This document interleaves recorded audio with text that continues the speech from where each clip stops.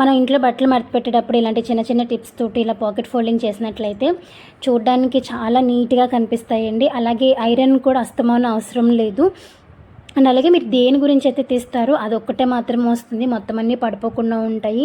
ఒకవేళ పడినా కూడా మడత అనేది ఊడకుండా ఉంటుంది. సో మన ఇంట్లో ఉండే జీన్స్లే కానివ్వండి, టీషర్ట్స్, ఇన్నర్ వేర్స్, శారీస్ ఇవన్నీ కూడా ఏ విధంగా ఫోల్డ్ చేసుకుంటే నీట్గా ఉంటాయి అనేది చూపిస్తాను ఈరోజు వీడియోలో. సో ఫస్ట్ అయితే ఈ జీన్స్ని చూసారు కదా, ఏ విధంగా నేను ఫోల్డ్ చేస్తున్నాను. ఎక్స్ప్లెయిన్ చేసేదానికంటే చూస్తే మీకు చాలా ఈజీగా అర్థమవుతుంది.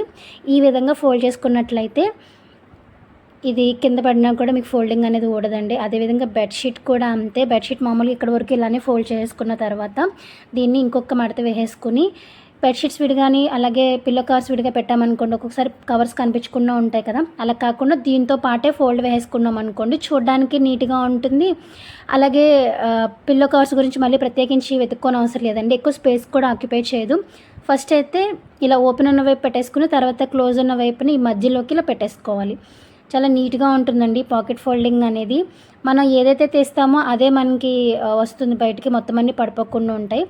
అలాగే ఈ సాక్స్లు కూడా పిల్లలు స్కూల్కి వెళ్ళేటప్పుడు అప్పటికప్పుడు ఒకటి కనిపిస్తే ఇంకోటి కనిపించకుండా అలా ఉంటుంది కదా, అలా కాకుండా ఇలా ప్లస్ షేప్లో వేసుకుని ఫస్ట్ కింద మడత పెట్టేసుకుని దాని తర్వాత పైన ఉన్న దాన్ని ఇలా ఫోల్డ్ వేసుకుంటే చక్కగా మడతలన్నీ ఊడకుండా ఉంటాయి. అదేవిధంగా రెండు ఒకే చోట ఉంటాయండి. అలా మన ఇంట్లో ఉన్నటువంటి సాక్స్లు అన్నీ కూడా ఇదే విధంగా ఫోల్డ్ చేసుకోవచ్చు అనమాట. చాలా ఈజీ.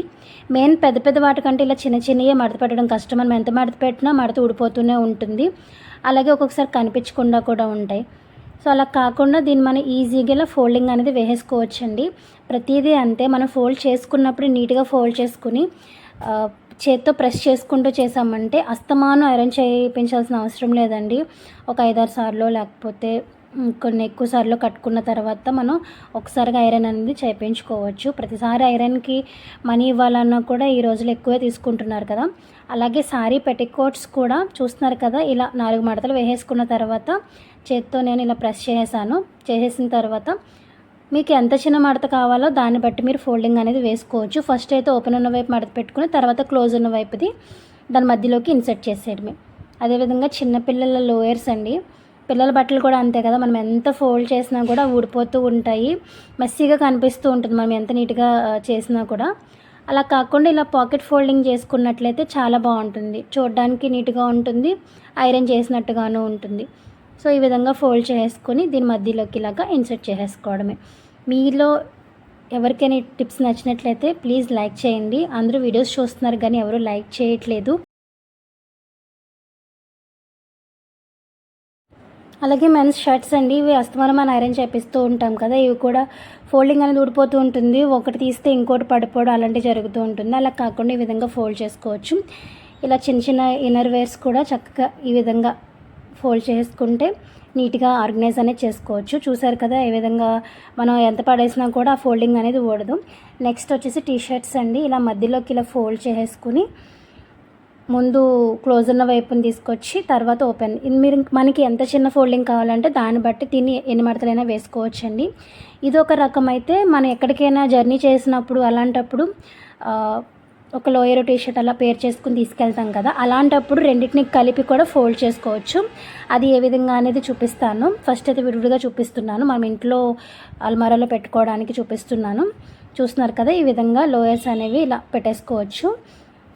అలా కాకుండా మనం జర్నీ చేసినప్పుడు మనం పేర్ అంతా కూడా ఒకే దగ్గర ఉండాలి అన్నట్టుగా ఒకవేళ కావాలనుకుంటే కనుక దీని మధ్యలో ఇక్కడ వీడియోలో చూపిస్తున్న విధంగా మధ్యలో ఇలా టీషర్ట్ పెట్టేసుకుని సేమ్ ఇందాక మనం ఎలా అయితే ఫోల్డ్ చేసామో అదే విధంగా ఫోల్డ్ చేసుకోవచ్చు.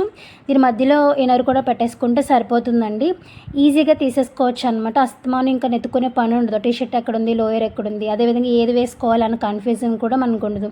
మనం లెగ్గిన్స్, కుర్తీస్ యూస్ చేస్తాం కదా, వాటిని కూడా ఇలాగే ఫోల్డ్ చేసుకొని ట్రావెలింగ్కి తీసుకెళ్ళచ్చు అనమాట, ఈజీగా ఉంటుంది. అలాగే చిన్నపిల్లల టీషర్ట్స్ కూడా అంతేనండి, ఈ విధంగా మనం ఫోల్డ్ చేసుకుంటే చాలా ఈజీగా ఉంటుంది. అండ్ మనకేంటంటే వెతకగానే కనపడితే నెక్స్ట్ ఏంటంటే సారీస్ ఎంత ఫోల్డ్ చేసినా కూడా జారిపోతూ ఉంటాయి, పడిపోతూ ఉంటాయి కిందకి. అయితే ఇదొక టిప్ అండి, నేను రాబోయే వీడియోస్లో ఇంకా కొన్ని టిప్స్ అయితే మీతో షేర్ చేస్తాను. ఫస్ట్ ఇక్కడ వరకు అయితే ఇలా ఫోల్డ్ చేసుకొని ఇంకొక ఫోల్డ్ వేసుకొని సిల్క్ శారీస్ గురించి చెప్తున్నాను. మిగిలిన ఏ శారీస్ అయినా కూడా ఇందాక నేను చూపించిన పద్ధతి మీరు ఫాలో అవ్వచ్చు. సిల్క్ శారీస్ అయితే ఇలా రోల్ చేసుకోండి. రోల్ చేసుకుని మీ దగ్గర పాడైపోయిన హెయిర్ బ్యాండ్స్ కానీ లేకపోతే రబ్బర్ బ్యాండ్స్ ఉంటాయి కదా, అలా బ్యాండ్ పెట్టేసుకుని ఆర్గనైజ్ చేసుకోవచ్చు.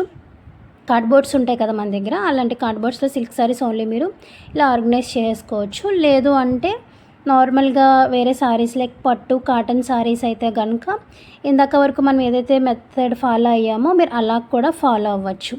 కానీ సిల్క్ శారీస్కి ఇది బెస్ట్ ఆప్షన్ అండి. ఇంకా ఈ ఫోల్డింగ్ అనేది ఊడదన్నమాట, ఎక్కువ స్పేస్ కూడా ఆక్యుపై చేయదు. మీరు ఇవన్నీ సిల్క్ శారీస్ ఇలా రోల్ చేసుకొని కార్డ్బోర్డ్లో పెట్టుకున్నారనుకోండి, ఒక్క కార్డ్బోర్డ్కి వచ్చి కనీసం ఒక 10 శారీస్ అయినా కూడా మీరు పెట్టుకోవచ్చు. 10 పైనే కార్డ్బోర్డ్ సైజు మీద డిపెండ్ అయి ఉంటుంది. ఇలా మనకి ఎన్ని శారీస్ కావాలంటే అన్ని శారీస్ చక్కగా ఆర్గనైజ్ చేసుకోవచ్చు. ఈ టిప్స్ నచ్చితే లైక్ చేయండి.